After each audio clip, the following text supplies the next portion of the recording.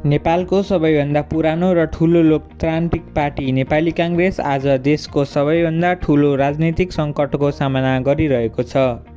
केवल पुरानो नेतृत्व र नयाँ नेतृत्वको द्वन्द्व मात्र होइन, यसको प्रभाव अब आगामी आम निर्वाचन, पार्टीको कानुनी मान्यता र नेपाली राजनीतिक दिशामाथि पर्ने स्थिति आएको छ। यसपछि के हुनेछ, कसले अघि बढ्नेछ र यसको परिणाम नेपाली राजनीतिमा कस्तो प्रभाव पर्नेछ? आज हामी देउवा र गगनको यो सङ्घर्षलाई सबैभन्दा स्पष्ट विश्लेषणात्मक तरिकाले बुझ्ने प्रयास गर्नेछौँ। नमस्कार, यहाँलाई स्वागत छ अनकभर्ड नेपालमा। यहाँ हामी नेपालका सबै राजनीतिक घटनाक्रमलाई तथ्य विश्लेषण र भविष्य दृष्टिकोणसँग बुझ्ने प्रयास गर्छौँ। यदि तपाईँलाई यस्ता विश्लेषणात्मक भिडियो मनपर्छ भने यस च्यानललाई सब्सक्राइब गरी बेल आइकन दबाउन नबिर्सिनुहोला। अब भिडियो सुरु गरौँ। हालको नेपाली काङ्ग्रेसको अवस्था कस्तो छ त सुरुमा त्यो बुझौँ। 2082 साल माघ महिनामा विशेष महाधिवेशनपछि नेपाली काङ्ग्रेसभित्र महत्त्वपूर्ण राजनीतिक मोड आएको छ, जहाँ गगन कुमार थापा नेतृत्वको समितिलाई नेपालका निर्वाचन आयोगले आधिकारिक मान्यता दिएको छ।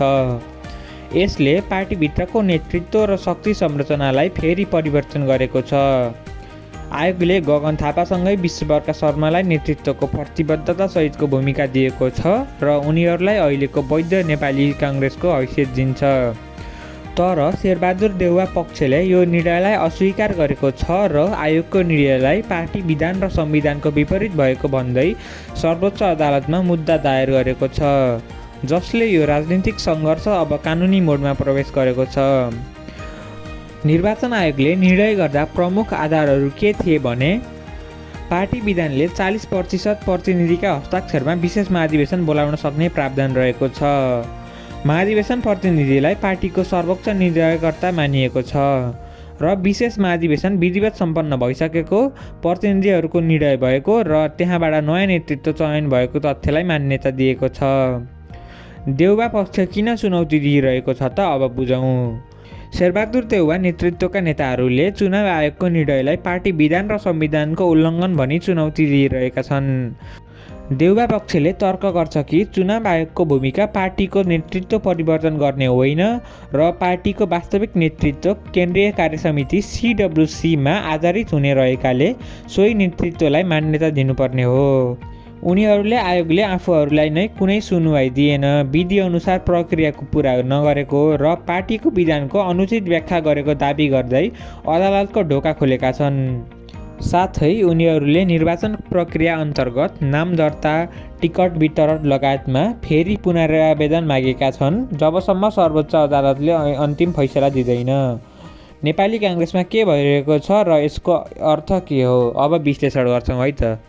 जसले आन्तरिक लोकतन्त्र, नेतृत्व परिवर्तन, युवा आवाज र पारदर्शी प्रक्रियामाथि जोड दिएको छ।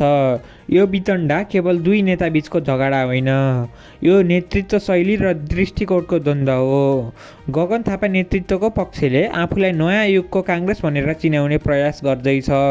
उनीहरूले पार्टीलाई पुरानै पारम्परिक ढाँचाबाट हटाएर नयाँ सोच र रणनीतिसहित अघि बढाउने आकाङ्क्षा व्यक्त गरेका छन्। यस्तो परिवर्तनको पक्षधरले तर्क गर्छ कि पुरानो नेतृत्व शैलीले पार्टीलाई ढिलो निर्णय गर्ने, पारदर्शी नदेखाउने र टिकट वितरणमा पुरानै सञ्जाललाई प्राथमिकता दिने गरेको छ, जसले पार्टीलाई निरन्तर कमजोर बनाएको छ। तर देउवा पक्ष अझै पनि पुरानै संरचना, अनुभव र सम्बन्धलाई महत्त्व दिने पक्षमा छ र आफूहरूलाई अझ कानुनी रूपमा मान्यता प्राप्त शक्ति ठान्ने मानिसहरूको समर्थनमा राख्छ। उनीहरूको विश्वास छ कि पार्टीको वास्तविक अधिकार केन्द्रीय कार्यसमिति र विधानमा आधारित संरचनाबाट आउँछ र सोहीमा आधारित निर्णय दिनुपर्छ। अब काङ्ग्रेसको भविष्य के हुन सक्छ त हेर्नुहोस् है त। यो सङ्घर्ष अब 3 सम्भावनामा विभाजित हुन सक्छ। पहिलो, यदि सर्वोच्च अदालतले निर्वाचन आयोगको निर्णयलाई समर्थन गर्छ भने गगन थापा नेतृत्व अझ वैधानिक रूपमा मजबुत बन्नेछ। यसले पार्टीको नयाँ छवि, युवा नेतृत्व र आगामी आम चुनावमा स्पष्ट रणनीति प्रदान गर्ने सम्भावना बढाउनेछ। यस्तो स्थितिमा काङ्ग्रेसले युवा मतदातालाई आकर्षित गर्ने अवसर पाउनेछ भने नेतृत्व परिवर्तनलाई एक नयाँ दिशा प्रदान गर्नेछ। दोस्रो, यदि सर्वोच्च अदालतले आयोगको निर्णयलाई उल्ट्याउँछ वा अस्थायी रूपमा रोक्छ भने पार्टीको नेतृत्व पुनः केन्द्रीय कार्यसमितिबाट निर्णय हुनुपर्ने अवस्थामा फर्किन सक्छ। यसले देउबा पक्षलाई राजनीतिक बल पुनः प्राप्त गर्ने सम्भावना प्रदान गर्नेछ, तर यसले राजनीतिक अस्थिरता र सङ्गठनात्मक विभाजनलाई अझ गहिरो बनाउने जोखिम पनि कायम गर्नेछ। तेस्रो, सबैभन्दा कटु परिदृश्य भनेको नेपाली काङ्ग्रेस दुई आधिकारिक राजनीतिक शक्तिको रूपमा विभाजित हुन सक्छ। यस्तो स्थिति आएमा दुवै पक्षले अलग पार्टी दर्ता गर्न सक्छन् वा एउटै प्रतीक जस्तै रुखका लागि प्रतियोगिता गर्न सक्छन्, जसले मतदाताको विभाजन र राजनीतिक तालमेलमा गम्भीर प्रभाव पार्नेछ। दीर्घकालीन प्रभाव के हुन सक्छन्, अब विश्लेषण गरौँ।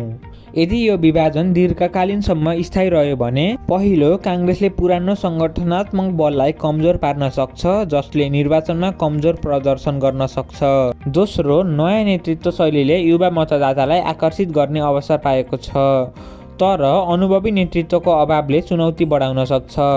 तेस्रो, अन्य मुख्य दलहरू जस्तै एमाले, माओवादी र नयाँ गठबन्धन यस विभाजनको फाइदा उठाएर आफ्नो समर्थन विस्तार गर्न सक्छन्।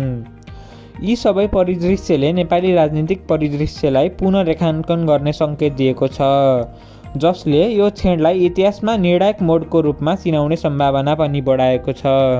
आज हामीले के भइरहेको छ, किन भइरहेको छ र अब के हुन सक्छ भन्ने कुरामा सबै पक्षको तथ्य र विश्लेषणसहित विविध कोणबाट हेरेका छौँ। यदि तपाईँलाई यो भिडियो उपयोगी लाग्यो भने लाइक, सेयर र सब्सक्राइब गर्न नभुल्नुहोला। कुनै प्रश्न, विचार वा प्रतिक्रिया छ भने तल कमेन्टमा लेख्न नबिर्सिनुहोला। यति भन्दै आजका लागि बिदा हुन चाहन्छु। धन्यवाद।